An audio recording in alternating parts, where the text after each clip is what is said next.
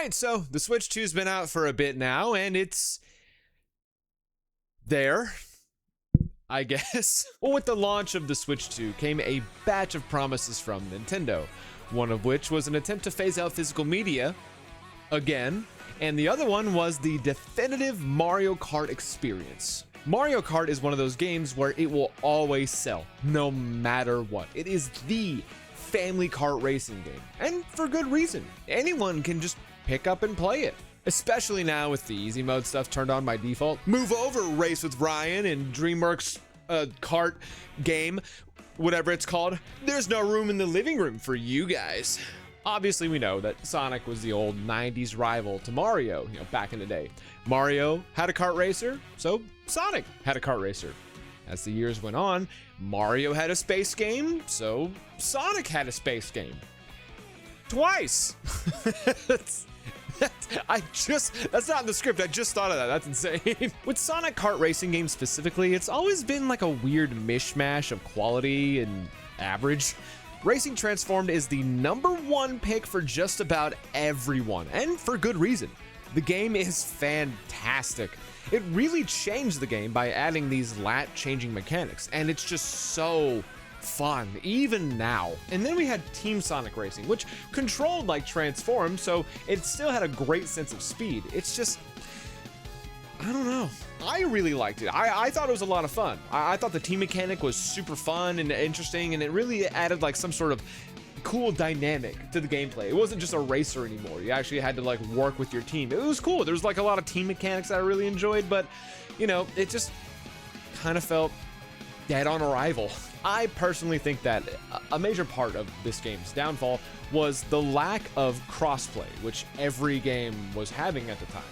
That, and I think the servers were like country specific or something like that. Like you couldn't easily just matchmake with someone from across the world. So also that just made it impossible to get any matches, because I don't think anyone in my area of Texas is playing this game right now. But it didn't just have really fun gameplay. The soundtrack was absolutely fire, and I thought the customization in this game was actually really good. It's just a shame, that I didn't do too well. I mean, you can go watch my old video by clicking the card in the top right, right here. I think I'm pointing at the right one. I'm not looking at the viewfinder to see my original video on this game, to see that I still feel the same way about it. I really like this game. So the year is 2025, and we have two new racers from both teams, both taking very different approaches from their normal format. Mario Kart World was supposed to be the big launch that convinced people that you needed to buy a Switch 2. And, rightfully so. I stated earlier that Mario Kart is the family racing game. If there's one game that you're gonna play with your family that involves kart racing, obviously it's Mario. But it was only launching on the Switch 2. No Switch 1 version or Switch 1 content. And I will say, regardless of how this video comes off, this game is very fun. It's super pretty, very charming, controls really well, and it has that like classic Mario Kart feel. I love Mario Kart. I'm sure everyone watching this at least tolerates Mario Kart. The game is fun, don't get me wrong. I actually really like the game. And this one also introduced a variety of different like gameplay mechanics, and I think that's why, a good chunk of why at least, Mario Kart World kind of fell off a bit. See, one of the big changes in World is that they introduced a very large open world to drive around in, and it's full of charm, genuinely. And inside this map is where you would meet up with your friends to queue up for lobbies, get collectibles, normal collectathon garbage, right? The gameplay feature they introduced was the replacement of the second and sometimes third laps of the circuits with this long intermission track. It's basically like a bridge from the last track to the new one. And in concept, that's super fun. I love the idea of making all the tracks connected in some way, like it's an actual road. The problem being, these intermission tracks aren't optional. They're part of the gameplay design. Playing online or solo will usually result in the player taking part in this long stretch of road, making it an easy target for items. A bit after the game's release, someone online did find that if you chose random when you're queuing online, more often than not, you would get like the traditional 3-lap circuit races, which is what people wanted. Once word got out and everyone online was doing this, Nintendo, for some reason, pushed a patch that just ruined your chances of getting what you wanted on the online matches, which is that traditional 3-lap race. And people were upset, rightfully so. So much so that the player count significantly dropped, and the user score on Metacritic reflected how players felt. Now, to my understanding, I think they backpedaled and they reversed the patch or something like that, but like, damage was already done, you know?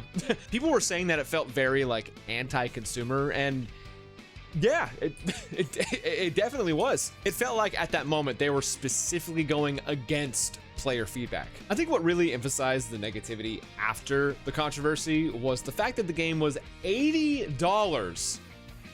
What are you smoking, Nintendo? You're already charging $450 for the console. $80? Dude, oh my god. All of this coupled with the console exclusivity of a console that was already really hard to get, you can see why Mario Kart World's player count dropped a good chunk, especially after this game came out. See, Sonic CrossWorlds blew up out of nowhere. Hype was generating very, very fast the closer it got to release. I was really shocked. You know, as a Sonic fan, it was really weird seeing non-Sonic fans excited for a Sonic game. So here's what it does differently. First off, CrossWorlds does the traditional 3-lap race, just in a different way. The whole point of CrossWorlds is you're crossing worlds. So the second lap will always be a random lap from another track, which means no race will feel the same, even if it's the same starting track. There's a much greater sense of speed and control, personally. By default, the game's controls are mapped Mario Kart style, so people can somewhat easily pick up and play if they've never played a Sonic racing game before, which I think is the perfect move. They even have the easy mode driving stuff enabled by default as well. The big problem with Team Sonic Racing was that when I was selling it at my game store was that I had to consistently explain to people how it plays, because I know that these regular customers were casual Mario Kart players. I had to pull out a fucking college thesis to fully explain how this game played differently than Mario Kart. CrossWorlds is almost perfectly pick up and play.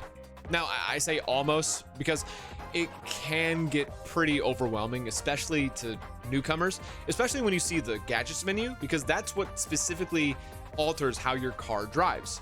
And it's very chaotic, extremely chaotic. The biggest advantage that CrossWorlds has over Mario Kart is that it's cross-platform, and it has cross-play enabled by default. And I think that's a huge chunk of why this game exploded in popularity. Anyone can play with anyone, regardless of what platform they have. And with that popularity came a wave of game support and extra content. See, CrossWorlds kind of does a mishmash of other games as online content. So, for example, you have the queue lobby with your friends that's very similar to games like Fortnite, you know, who popularized this whole concept. And now the game also does semi-frequent online events similar to Splatfests in Splatoon. Mario Kart is kind of still there.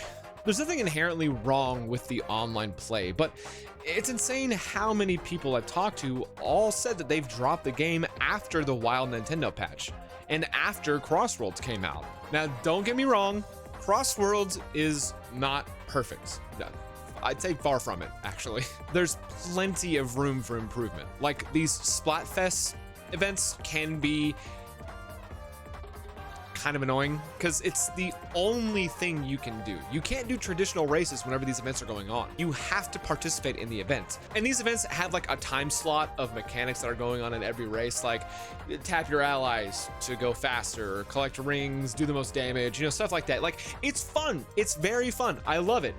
Just give me the option to do a regular race, because you can't do a regular race until this is finished. So that's kind of dog ass, I'm not gonna lie. Other than that, they've been pumping a steady stream of content into this game.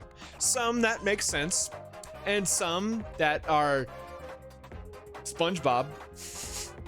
Needless to say, I've been having a blast with CrossWorlds, and I know that Nintendo can release chaotic, fast-paced racing games like this, because they just did. During the making of this video, Kirby Air Riders released, and this shit is so fun, dude.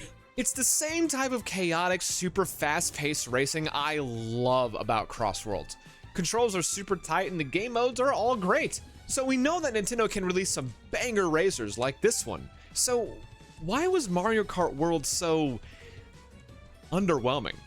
Well, I think that it's entirely due to the fact that Kirby wasn't developed by Nintendo. Every company has their own list of rules and guidelines when it comes to creating products like these.